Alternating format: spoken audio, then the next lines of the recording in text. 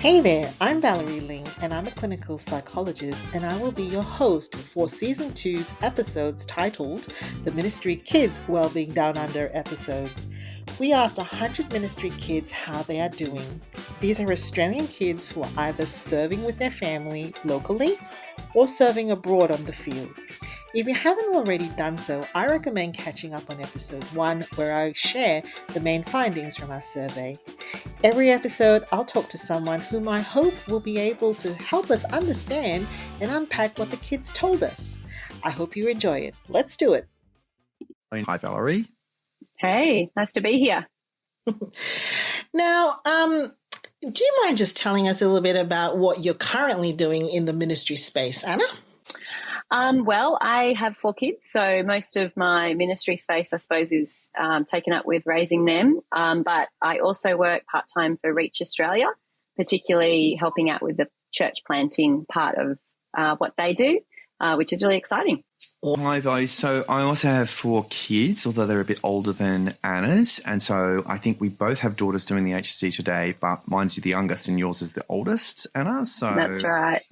So that's a sort of difference there. But I've been the rector at St Mark's at Darling Point for 11 years, almost exactly. And so that's a parish, and a parish of a couple of hundred people, of all all that entails. And I also do ministry around the place because I was a lecturer before, and I've done some writing and what have you. So. That's part of what I do in my ministry sphere. We also run another podcast. So do a lot of that kind of talking in public. Yeah. And I don't know, congratulations that you've got kids in year 12 doing their exams today. All commiserations. Yes. Either are fine. Mine finished. I've got kids who finished school, so the HSC is a distant past for me, and I never want to relive it again. So part of the invitation to come on this podcast is that you have had your own encounters with growing up in a ministry household, and you are siblings as well. Though Michael was sharing with me that maybe a little bit of a different experience to most of the kids. Yeah. Your dad was largely in theological education, although, like you've just said, a very known family in Christian circles. I think I came upon someone actually saying something like a famous Christian name or famous Christian family. Do you ever think about it that way, Michael? Well, it seems a bit weird because it's famous in a very small way, so in a very small group. So it's not famous, not really. But I mean, it's just that our dad had a prominent and has had. Since we were kids as well, has had and along with our uncle, have had very prominent roles in the evangelical Christian Anglican world in Sydney and in Australia in particular. And so there's a sort of they're known in a certain circle. So it's that kind of famous, if you like. I presume that in lawn bowls and in the RSL, there are likewise people who are famous in that area. I was just going to say, I agree with Michael. It's a very niche experience. There are places where I would go where before I was married and I had the last name Jensen, people would always say, "Are you Peter or Philip's daughter?" So I got that quite a lot in certain places, but not in other places, certainly. I still get that, although sometimes now I get, "Are you the third brother?" Because I'm that old. So how aware of it were you when you were growing up? Let's say, primary school years, were you aware of it? Aware of what do you mean? Like our dad being prominent? Yeah. You go, Michael. Oh, okay. Yeah, I would say reasonably. So, I suppose it sort of grew as Dad, Peter Jensen, became the principal of Moore College with when I was about year 7, year 8, and so it's probably Anna, and that's a significant role in our tribe. So he'd just been a lecturer before then, and really my uncle's ministry was really growing about that time, and people started to. He was a controversial figure. He's kind of well known for being very blunt speaking, and so and having strong opinions, and so therefore. He's a matter of well, are you on his side or against him? So there's a little bit of that, and I became aware of that more and more as we went through high school. And in particular, about the time I became a Christian, we were actually at the AFES National Conference. That's the Student Ministry of Australia, and the famous John Stott was speaking, but also Peter and Philip Jensen were speaking at that conference. So that was pretty big that they were speaking at that conference. And so I remember becoming a Christian. I was a 16-year-old, but I was sort of hanging out with the uni students there. And so, I was related to the people speaking at the conference that had 600 people attending alongside John Stott. So that wasn't a nothing. Mm. I think for me, Dad, Michael and I are, can I say, Michael, we're 10 years apart in age. So in some ways, our childhood, we have had quite different experiences. But similarly, when I was in year 7 or 8, my uncle was standing for Archbishop at that time. And I remember a teacher at school coming and finding me and speaking to me about it. So I think that was when I became a bit more conscious of people knowing my family. And certainly through that high school years and when I got to uni, there was a lot of people who knew and then therefore assumed things about what I believed and what I thought about things as well. So it's remarkable how insensitive adults can be. I mean, it's quite extraordinary, really. There were teachers at school or just adults I knew who can be quite rude. I mean, just really rude. And I was an adolescent. So it's one thing to be rude to a grown-up, but it does feel like I do remember sort of some things looking back on it. I think that's really inappropriate to say to a 16-year-old or a 15-year-old or even someone who's 17 or 18, do you think you're one of those? Are you one of the Jensens, the terrible, that terrible, you belong to that terrible tribe? Well, I think that's pretty rich, if you ask me. Mm. Yeah, I went to a high school which at the time was quite liberal in its Anglicanism. And so the chaplain was not of our tribe. And I remember him just making a few snide remarks here and there about my family and what I stood for or what we stood for. So, yeah, it was forming for my faith in a way because I think when you're put in that position, you have to know what you believe yourself. So it was forming in a good way. So if I were to reflect on the kids that have answered our survey, and they would not have come from families as well known as yours, and yet I do get a sense as I read the comments, there is a kind of a sense of, friends might have an opinion about what your parents do, and that might not always be a good opinion. You might get teased. There might be people who make assumptions about what they see on the news and then say, oh, your dad's like that or your family's like that.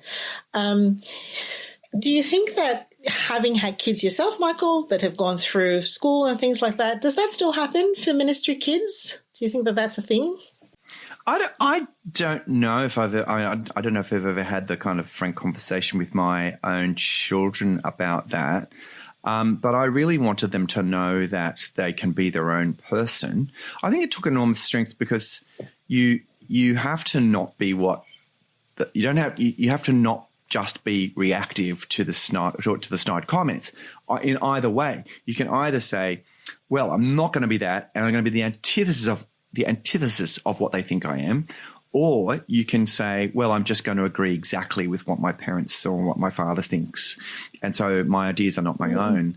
And so it's important to do neither of those things. And I think it's important as parents to allow our children to do not, to have the freedom to be neither of those extremes, because that's what will happen is that you get reactive if there's pressure. Do you have any thoughts, Anna?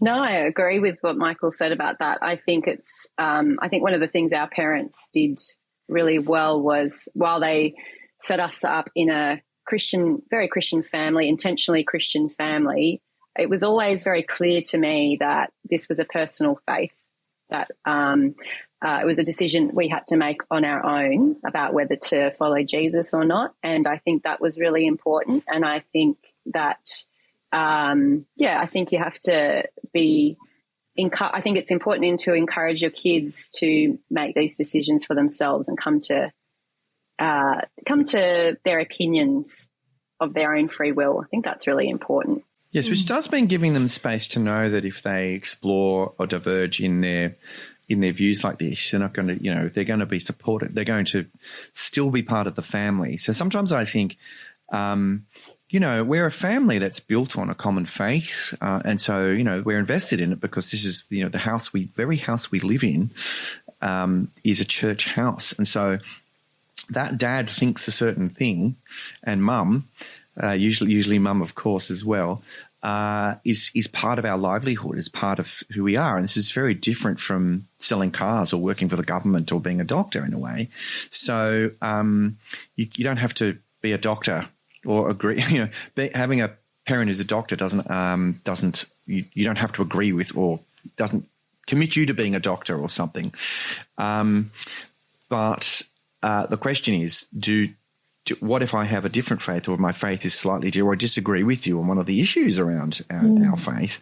And so it's very important to know that actually the family's not bound together just by that. In fact, it's bound together by your love for your mutual love for one another, and that you deeply love your children, and they need to know that. And so, Anna, I'm curious, one of the things that we discovered is that you can see that siblings in the survey can have very different views of the questions and their answers, because you can see they're all coming from the same postcode, sometimes 3 of them, 4 of them. I think we might have even had 6 of them at one point. What's that like for you? Have you noticed that even as siblings, you might have had different experiences growing up as ministry kids? Yeah, absolutely. I mean, obviously, Michael and I, as I said before, had quite different childhoods in some ways. Mum and Dad were trying it out on Michael and my sister Beth, and they got it right for me and my younger siblings. Is that right, Michael? Anyway, but I think the more interesting in some ways is I'm a twin. So my brother, our brother Dave, and I are twins. People may have heard Dave's testimony. He's on a couple of podcasts himself, sharing his testimony. And he and I had very different experiences growing up. I would say I think a lot of it is based on personality, actually. We had the same experience in terms of birth order and, sharing rooms and sharing lots of experiences. But I was always sort of a rule follower, and he was more of a rule breaker. The example I like to give is that, if Mum asked us to set the table, I would say, sure. And David would say, why? Why do I have to do that? So he was always a questioning kind of confrontational sort of a kid, I suppose. And as we grew up, our differences became a bit more stark, and he wandered away from the faith for quite a while. And I think in some ways, like, God was working in me, and he was gave me his Holy Spirit, and I was growing in my understanding of my faith.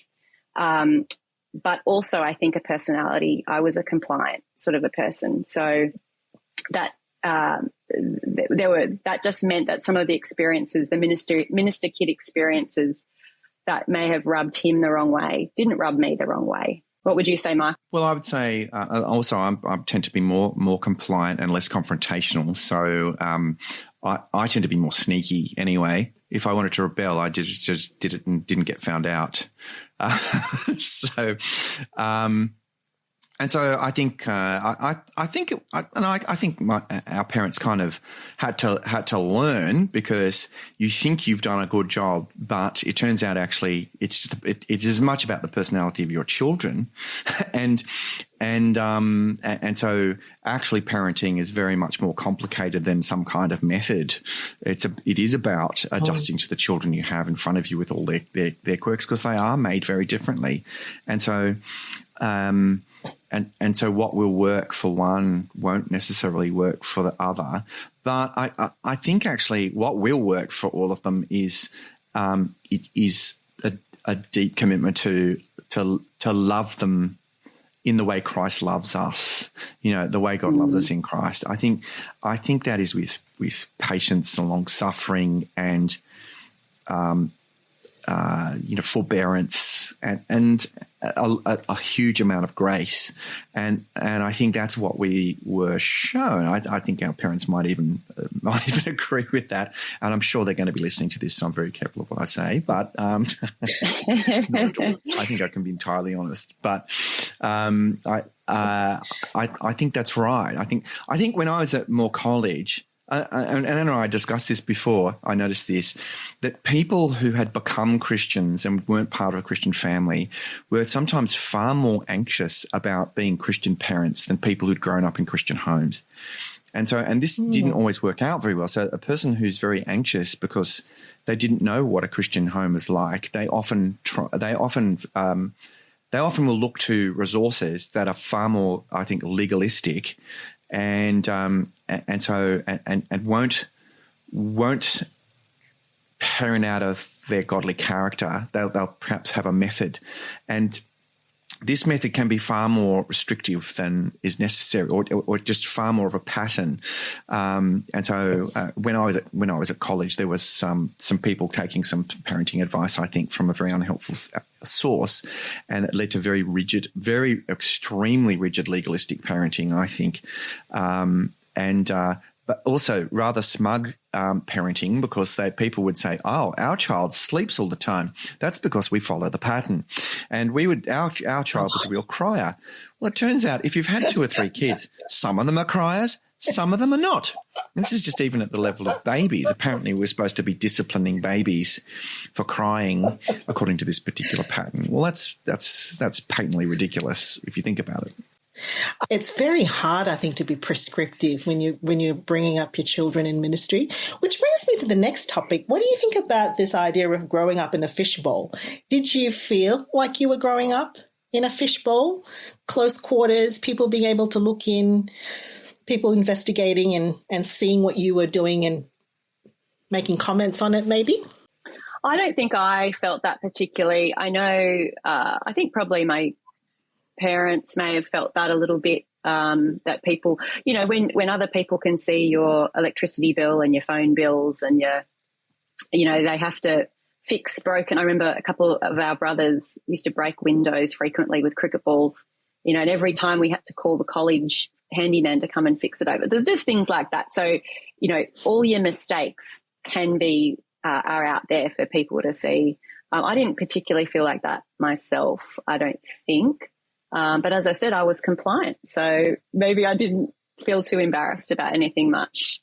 Yeah, I don't know. But just in that, even being aware of what your parents might have been encountering, Anna, was that something that you, as you were growing up, you were aware maybe to try not to break the window or, try maybe to use less electricity? Was that something you were aware of? No, I don't think so. And I think that's because, as with most kids, I was probably just concerned with what was happening in my own life and not really aware of what was happening to other people. It wasn't part of my experience, so I wasn't that empathetic, I think. And I was referring to a story, which was that one of our brothers, won't say which one because there's more than one to choose from, started ringing Sweden and Canada. This is in the days when overseas phone calls were all central, Yes. and everybody.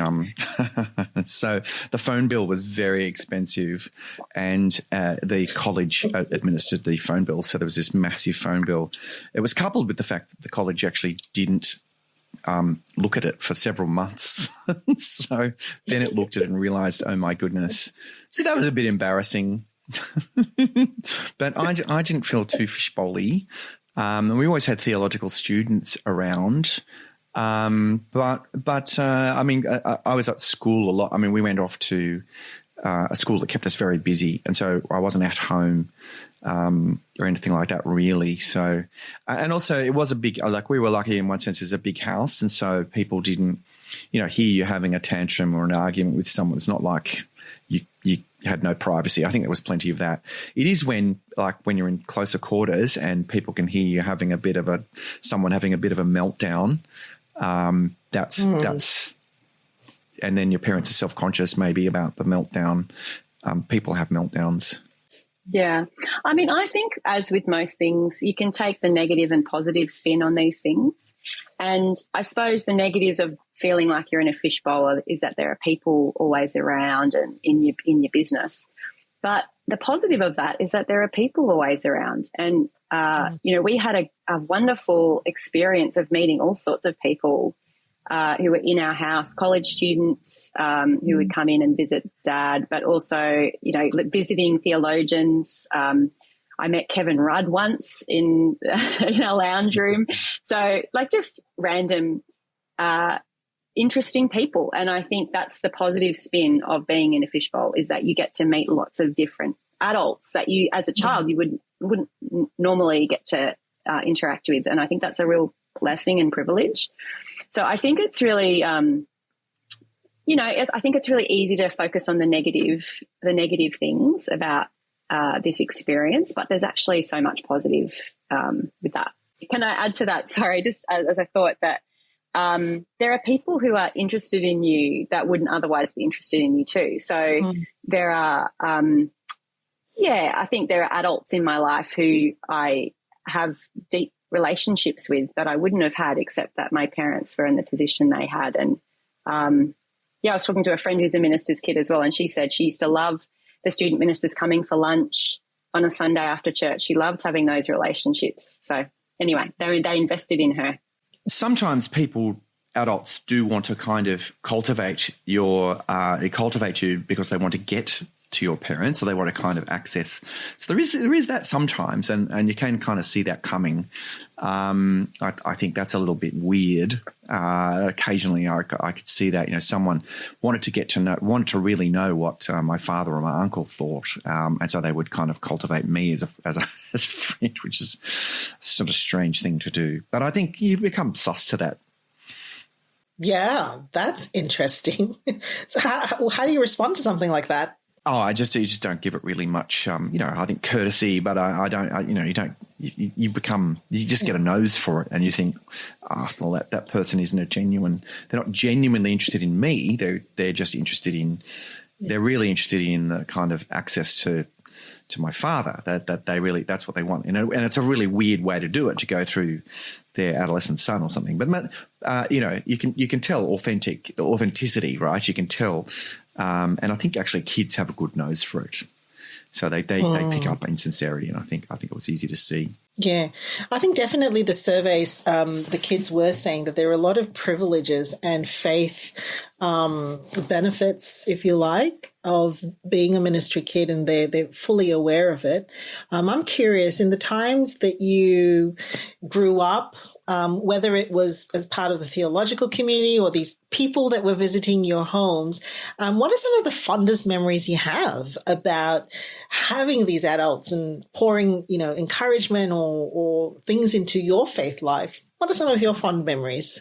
I just think family dinners. We had very kind of wild, rambunctious family dinners where, we'd have people sitting around the table and just hearing stories and things like that. I also, my parents were good friends with a couple called Kent and Barbara Hughes, who are Americans. And when I finished high school, I went and lived with them for 2 months in America, which was a wonderful experience. And that was a friendship that my parents had fostered through ministry connections. So, and they were very pivotal to me in my faith as well. So I think, just relationship, I think. Yeah, I would say my memory In memories do grow fond, but my memory was, and I hope that my own family's been this, my memory was that we talked about anything and everything. It wasn't just sort of like boringly mono subject. It wasn't like just we talk about church stuff, though we did. But we talked about all sorts of things, and there's a lot of good humour and sort of banter back and forward, and between mum and dad as much as anything. But partly our grandfather lived with us for a number of years as well, and he was a great talker, and he could talk about anything. He was kind of self-taught and knew everything about everything. His knowledge of history and everything was kind of amazing, and he'd lived through some of it as far as we were concerned. And so it wasn't just talking about what had happened at church or what had happened at the college. And so that's fantastic. And the books we had in our house, we had a house full of books, right? Ministry families are often very musical, which ours was, and very much full of books. There were all sorts of books there. It wasn't just evangelical theological books. There were lots of history, lots of literature, and so lots of interesting things like that, which I think, and an interest in sport too. So those that I liked. I also I think humour is so important, so that your household is not it's not sort of dour and life is heavy. There was a sort of lightness to life. Actually, I felt that.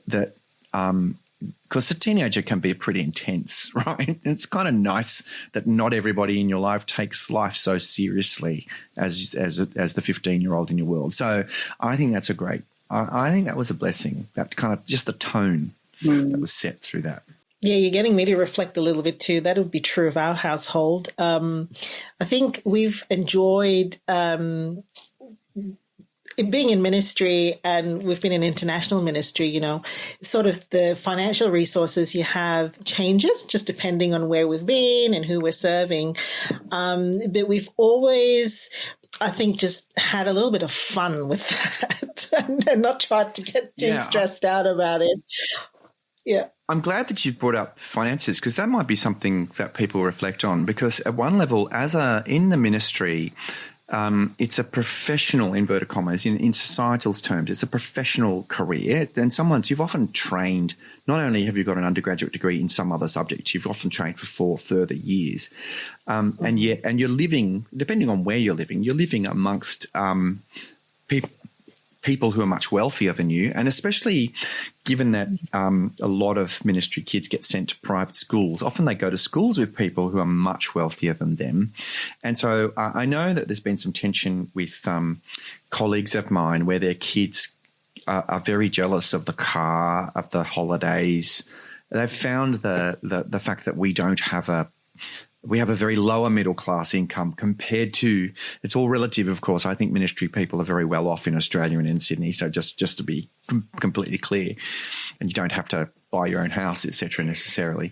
But you're living amongst people who have a lot more cash. And so therefore, in the eastern suburbs in particular, people are having destination holidays, and ministry kids aren't.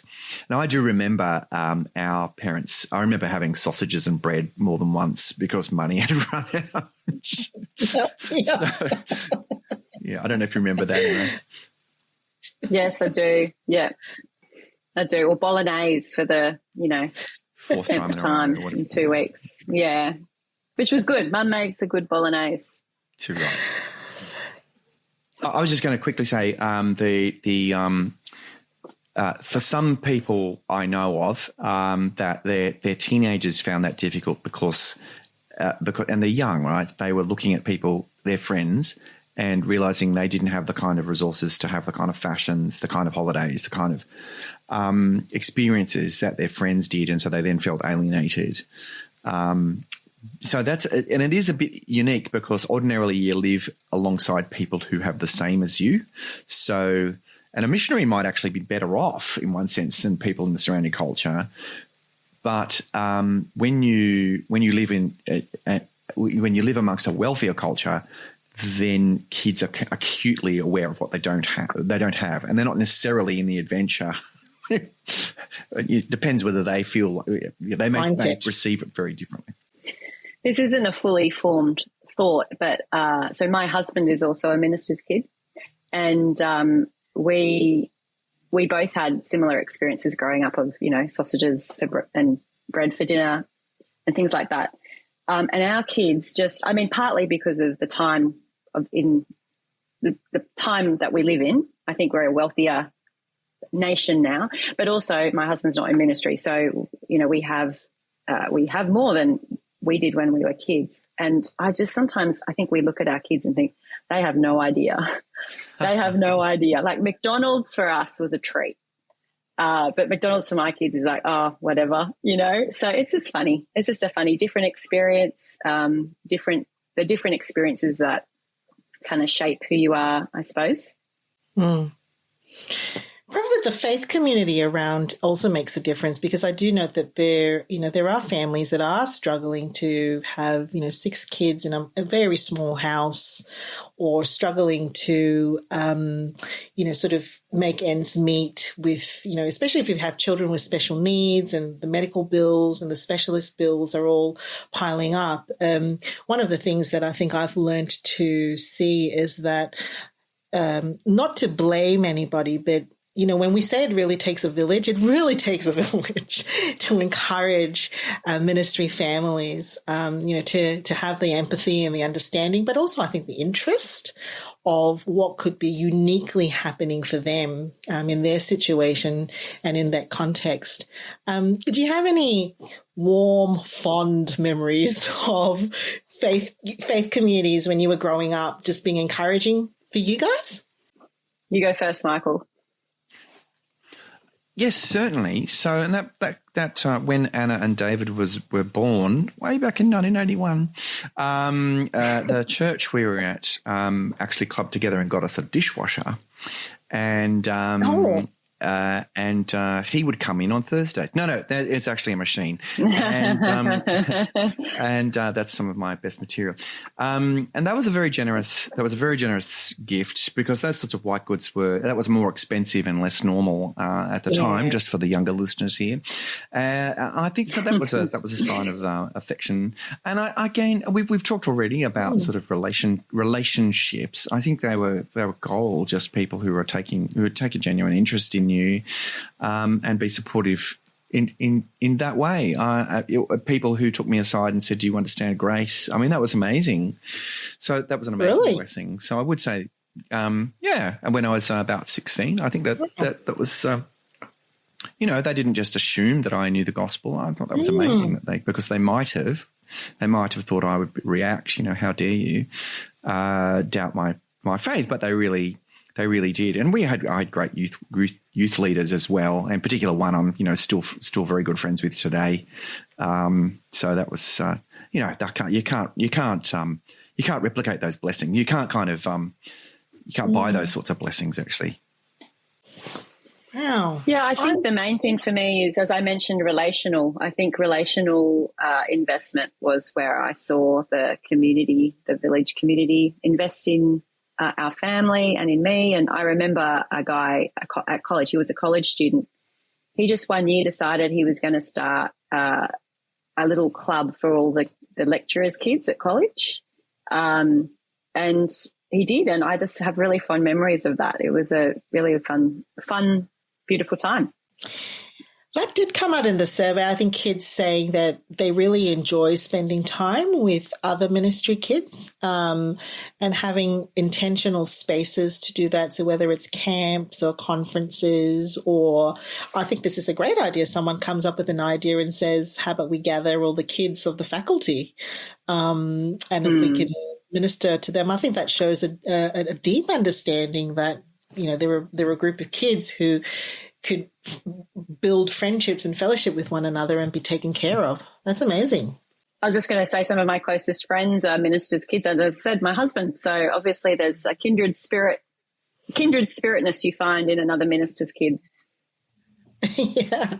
And if we could just focus on now just coming to an end, like if there was a ministry kid that was listening to us, what's one piece of encouragement you'd like to leave with them, Michael?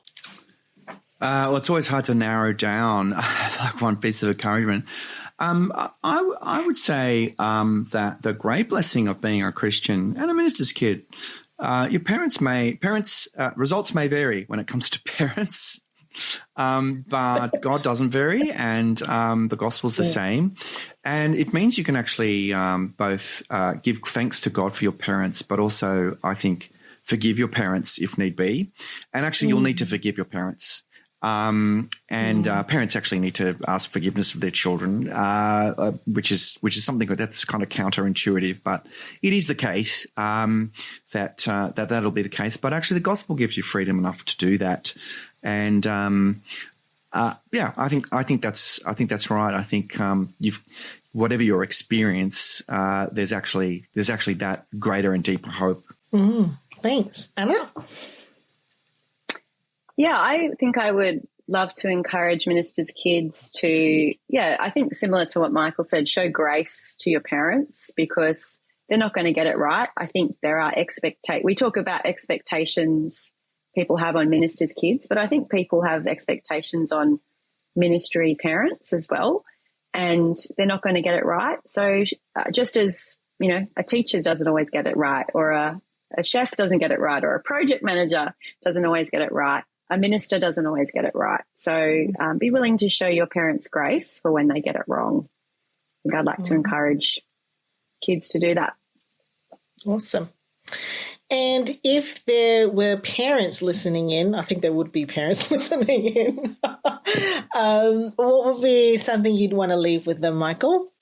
Oh, I would say the grace gives us a lightness, as I said, a lightness of being. I think don't be boringly sort of monotone about about life.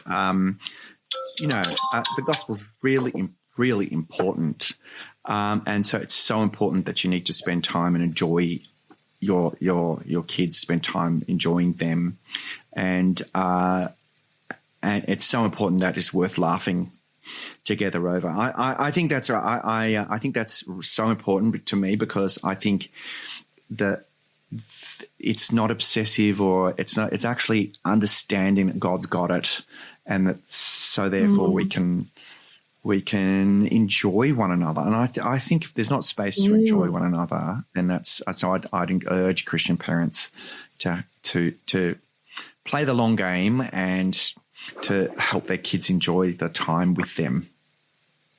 How about you, Anna?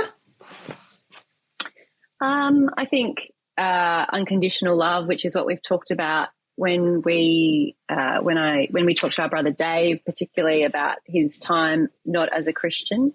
He talks about the unconditional love that our parents and our family showed him, and I think that was really important. It meant that above all else, there was a connection between us and him, and he felt that he could always come back, and that was really important. So I think maintaining that connection, which I think is due to unconditional love, is really significant. And I also think sharing your life with your kids is really important. Obviously, not oversharing, which I think some parents tend to do, and you don't want to overshare too much. But I do think sharing the ups and downs and being honest about those things is really helpful too. I would say our last question. Add things. Yeah, go on. I think particularly for ministers, it's a really weird thing that you preach and your kids listen to you do that. And so there needs to be a match between what you say in the pulpit and what you are at home. So don't say things in the pulpit that you don't actually mean. I think so. I'm always wary of that. I'd never use examples I very rarely use examples unless very, very positive about my kids. So I'm very discreet about them. I don't share their lives with the congregation in that way. So I'm just wary of that. They're not there as fodder for me, so I can tell a good anecdote. But so I've kind of made a number of different points there, but I think that's something to be aware of. And also, again, if you're thundering against a particular thing in the culture, if you're thundering against transgender ideology, for instance, just be aware who's listening, and particularly about your own kids and what that means if that's a struggle they're facing. And finally, anything for faith communities, churches or missions community to know about caring and supporting ministry kids?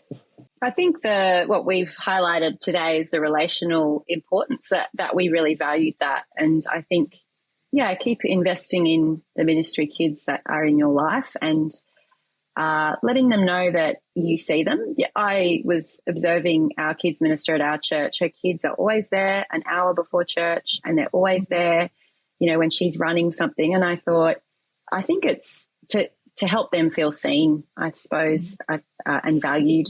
And see that their ministry is valued, because they are doing ministry in a way, aren't they? So, yeah. They really are. And I think they really believe in that as well and take a joy in doing that with their families. Yeah. Well, they can. I think it's important that, you give them the opportunity if they're finding it hard. So that's okay. Yeah, that's okay to find it hard. Yeah. It's okay to go to it's okay, for instance, if a teenager wants to go to another church, not mum and dad's. Yeah. That's okay. Yes. Give them options. Give them space to do that. I think with encouragement, drive them there. I think that's a good thing to do. And it shows it's not just about you. It's about them. It's about them and their relationship with God. I think that's great. Yeah, don't just assume that because their parents are ministers, they have it all together, or that they understand grace. I think don't just make assumptions. Well, thank you so much for spending this time with me. I've really appreciated hearing a little bit about your story, a little bit of your reflections, and your input for ministry kids and ministry families. Thanks so much, Michael and Anna. My pleasure. No worries, a pleasure. Thanks for listening to the podcast. If you liked what you heard and you think others should hear it too, don't forget to like, share, and subscribe. Catch you later.